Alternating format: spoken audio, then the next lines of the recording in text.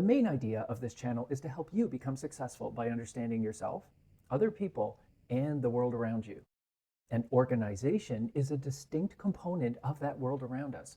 They're like machines, almost like separate entities that operate with a mind of their own. But the way that they are designed and operated these days, they can either work for us or against us. We will discuss organizations at length on this channel, but today I want to introduce 4 fundamental yet uncomfortable truths about them that we simply must acknowledge if we want to be in the driver's seat for our careers.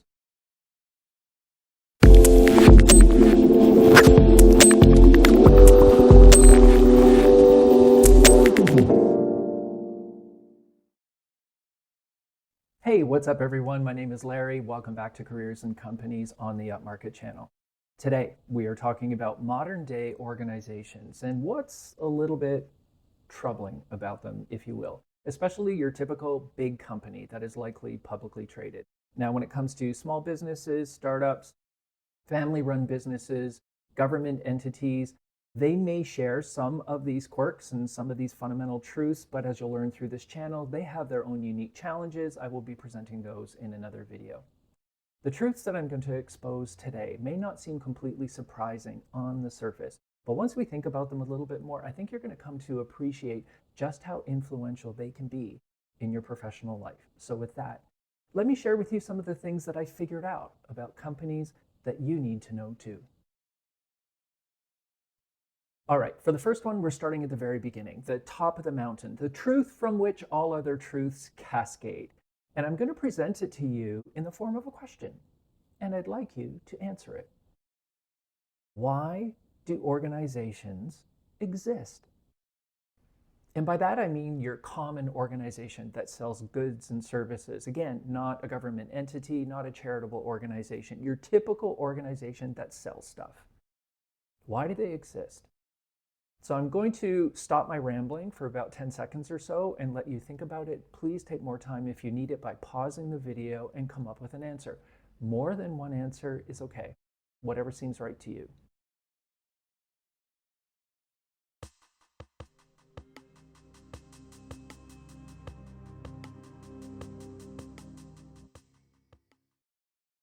So what did you come up with?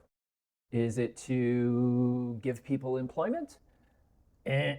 That's definitely not it. I mean, if we could all effectively be replaced by machines, well, we would be. And P.S., that's coming, and we need to talk about that a lot on this channel at some point. Why else? To gain customers? Well, you're getting a little bit warmer, but that's more of a means to an end. Why do companies exist? Is it to fulfill a greater, higher societal purpose? Maybe that's optional. That doesn't have to be a reason why an organization exists. It could be the impetus for starting a company, but it's not the reason it does exist in most cases. I mean, you can sell something like, I don't know, velvet underpants if that's your business and not really be all caught up in saving the planet or creating world peace. The main reason that organizations exist is truth number 1, they exist to generate income and wealth for their owners, and the owners are shareholders. Companies do not exist to provide you with a living wage. They do not exist to even employ you, and they certainly do not exist to help you be fulfilled in life. Now, all of these things oftentimes can happen, but they are only allowed to happen as long as the shareholders are cashing in. Companies are first and foremost an asset created to make a small percentage of the population wealthy. Number 1 reason. And this fact becomes even more consequential as we dig further into the second fundamental truth. Truth number 2, because shareholders are ultimately the most important, there is relentless focus on financial performance. Okay, let's unpack what this means. What exactly is it that shareholders want? Well, they want growth. Growth in key financial metrics that are presented in publicly shared financial statements. Because that means, and I'm oversimplifying here, if these metrics are going up, then the value of the shares will also go up, and that just makes them more wealthy. So it's not enough to just say we make a lot of profit. It doesn't matter if you're making $100 in profit, $1 million, or $1 billion in profit. It's not enough to say we're making a lot of money. It's how much are we growing it? Not enough to be happy with just doing well. We have to be doing better. all the time. And I also want to make a few more things clear. Once again, I want to go back to this idea of results that are booked and play out in the financial statements, which means it's not theoretical accounting. Like if we do this, the company is going to be better off. Executives, CEOs are paid to deliver specific results on financial statements. They also need to do it quickly because for publicly traded companies, they have to share their results and talk about the results to Wall Street analysts or Bay Street in Canada. They have to do this every 3 months. So what have you done in the last 3 months? What transformational results have you made happen in order to cause growth, and what are your prospects for the future? So there's tons of pressure on them to do their jobs, to get actual results, and to do it quickly. So many times we think about leaders and CEOs and executives as their job being to create new products and services, to strategize, and to acquire new customers and build relationships with them. Well, that's partially true. That's all important, and it definitely counts for something. What CEOs and leaders are doing is they are gearing all activities within an organization towards producing a specific financial result at a specific time. You have to hit your targets with certainty, prove that you're reliable at doing that, and your career takes off when you work at that high level. It's a big thing. Okay, so CEOs are managing to a specific number or better every few months. What does this mean for what you might experience in the workplace? Well, there's a few different types of situations that you might encounter because of this phenomenon. Some of them are really great, and some of them are probably not so great. So let's look at the better situation first. When the numbers are coming in and the company is in growth mode, seriously, it's a huge party. Staff are being added, expenses are not being scrutinized, so you can spend a little bit of money here and there and nobody's really checking. People are getting promoted like crazy, oftentimes before they are ready. That's a separate issue we'll talk about in another video. Let's not spoil the fun for now. Raises, bonuses, perks for everybody. It's a really good time. But when the company flatlines or otherwise starts to struggle to hit financial goals, there are a number of dynamics that can instantly start to appear in an organization to make the workplace toxic or possibly upend your career. And I've seen this happen in more than one organization. It happens quickly. It is super freaky. There are 3 big categories where shit just starts to hit the fan, and the one that starts first is staffing.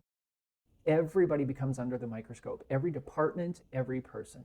So if you work in something that's revenue generating for the company, like sales or marketing, maybe product development, you may be laid off last, but the pressure really intensifies because you're the one who's expected to get out there and grow the business and grow sales. The pressure is just insane. But if you're in a support role, like IT, accounting, finance, supply chain, human resources, your job is efficiency for the organization. And if you can't cause efficiency on the financial statements with the increased productivity of what it is that you're doing, however you're doing it, then you yourself become something that can be minimized out. You know, we love to think of employees as assets. I see this all the time on LinkedIn. Employees are assets. They are this incredible, resource that we should nurture and grow, and there could be long-term benefits for an organization. And that works theoretically, and it's a wonderful way to think. But here's the reality. Employees, their salaries appear as expenses on financial statements, and that's ultimately, as I'm telling you, what matters. What shows on the financial statements? Employees do not appear as assets, they're expenses. So if you have a lot of employees, a lot of staffing, that expense line is really big and it attracts the eye. So when CEOs and executives are looking through the financial statements and going, and literally just looking at a piece of paper and saying, how can I make the numbers look better as the 3-month cycle is about to be up? And salaries is a big number. What happens? The organization just changes instantly, right? It's like, oh, let's just save $500,000 in salaries. Let's just cut a bunch of people. We'll figure out what that means later. All the humanity in an organization starts to disappear. As one of my friends says, the Department of Human Resources becomes a Department of Human Remains, right? You get these mass firings. It's like, sorry, your badge isn't going to work anymore. Your email is going to get cut off tomorrow. Thanks for coming. We just fire you by Zoom. Peace. You're out. It is incredibly difficult to counteract these forces of the financial statements within an organization to sustain the level of humanity we would love to have. Aside from employees, the second category that starts taking a hit is all these interesting initiatives that organizations undertake to develop and advance the company, but they have intangible results. Prime example of this is what we're seeing with DEI departments and departments that are advancing inclusion. This is a really big thing after the murder of George Floyd in 2020, I believe it was, and then gained a lot of traction in the post-COVID economic boom. But now the economy is slowing. Businesses are slowing. They're leveling off. So they're starting to ask a whole lot more questions. Okay, here's this department over here. We're investing in people. We're investing in initiatives. What are we getting as a result? And you can't just give a qualitative answer. Oh, it's really good for the company. We're doing the right thing. You need more than that.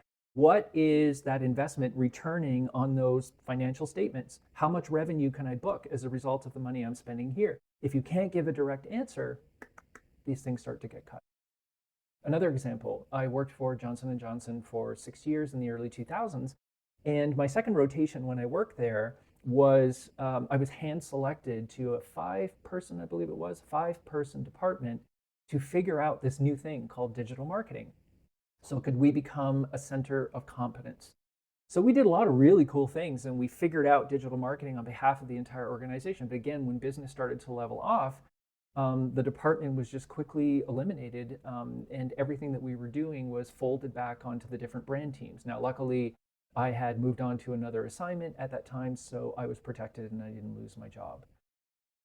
Another area that's being affected a little bit, it doesn't perfectly fall into this category, but we're seeing this now with remote work.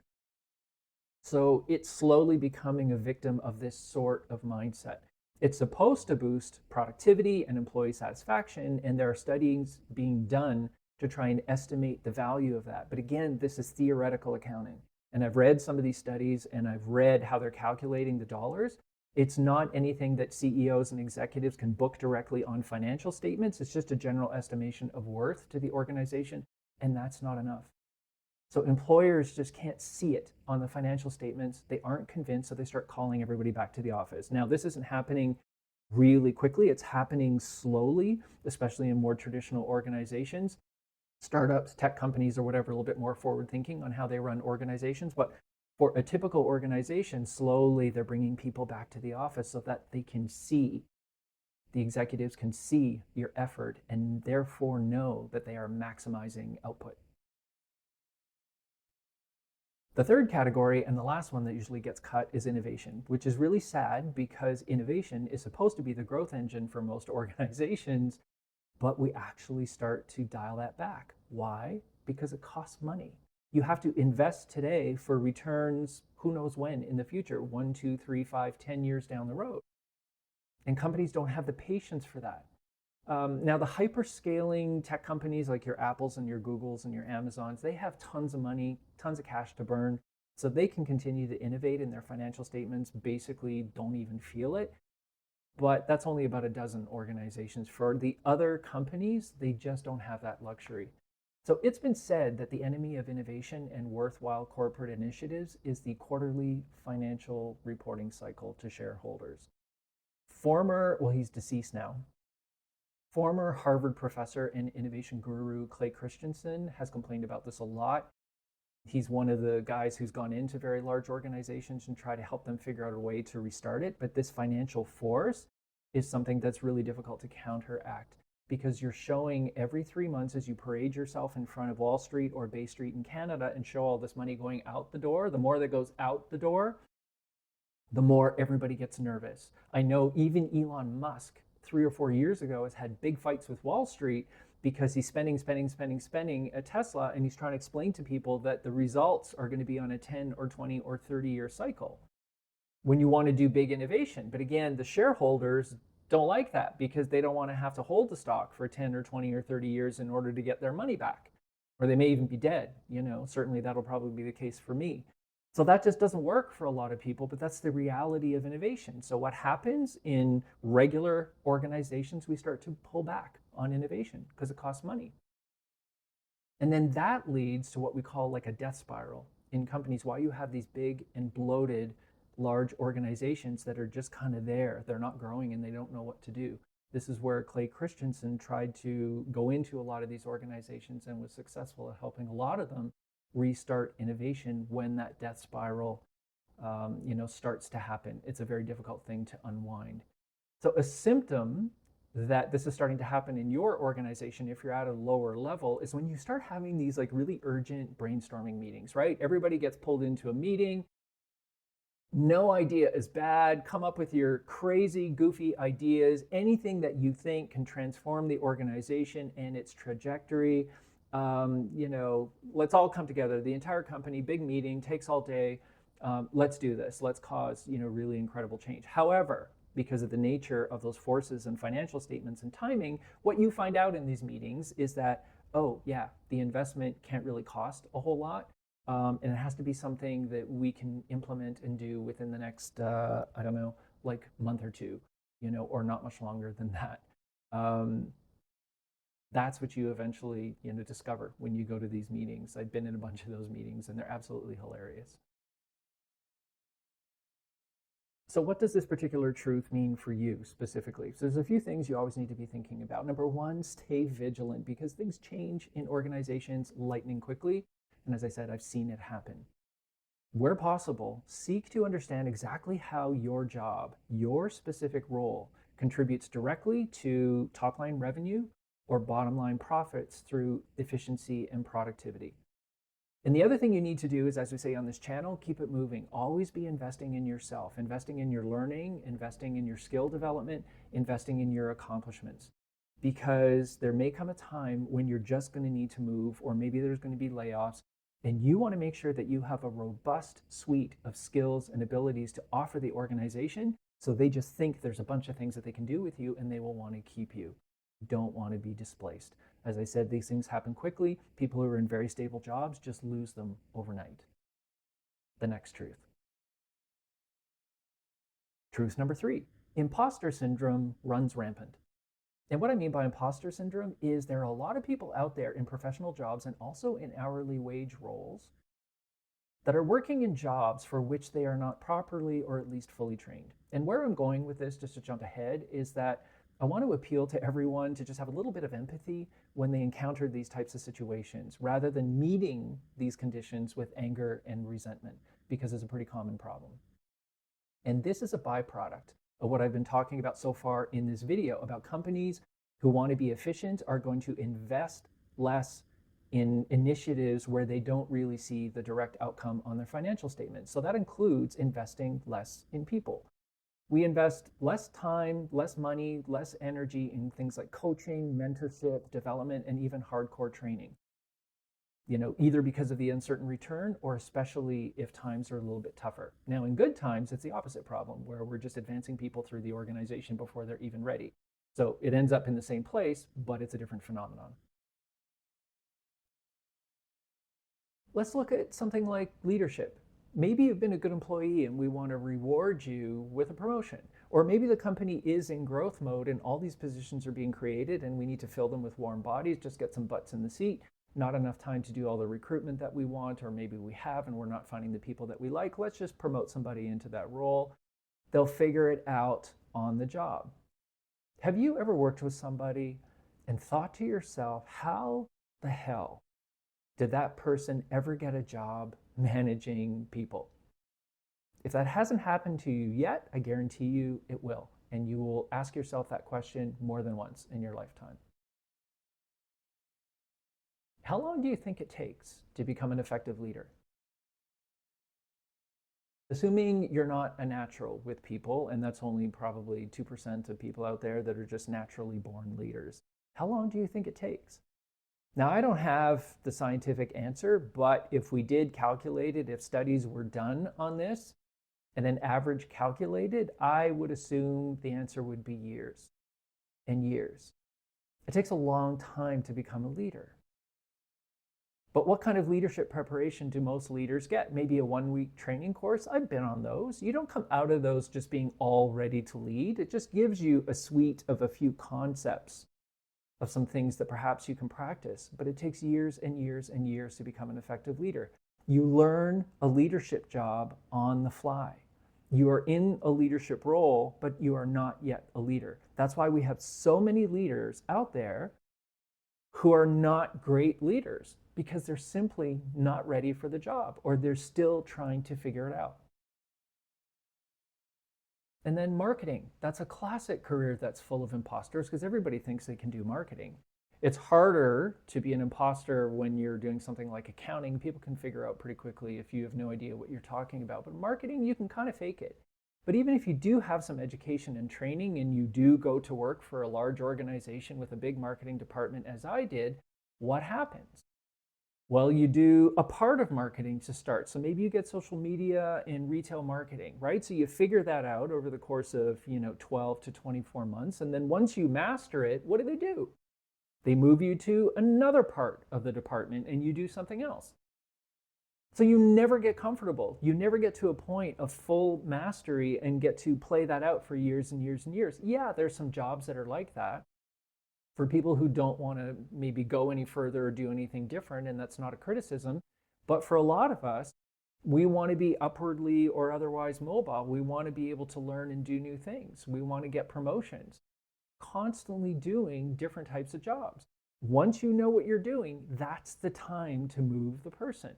Do any of you have jobs like that? I'm curious to hear back from some of you. Are you doing a job right now where you are fully trained and you know exactly what it is that you're doing?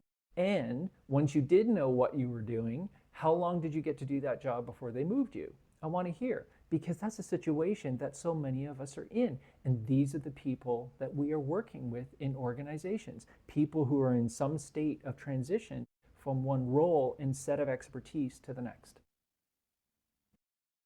Consider jobs like an electrician, a dentist, or a pilot. It's a completely different game. Now, I get that these jobs are really high stakes and you could truly hurt somebody or a lot of people if you don't do your job properly, but let's just put that aside for now.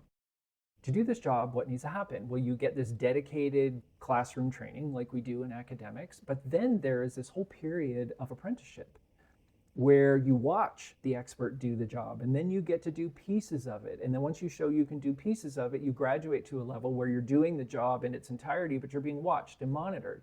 And then eventually you are cut loose to do that job on your own. In most professional jobs, none of this happens. There's no apprenticeship, right? Hell, you have to even fight to get this much mentorship. And how difficult is it to get time with your supervisor to get additional coaching and development?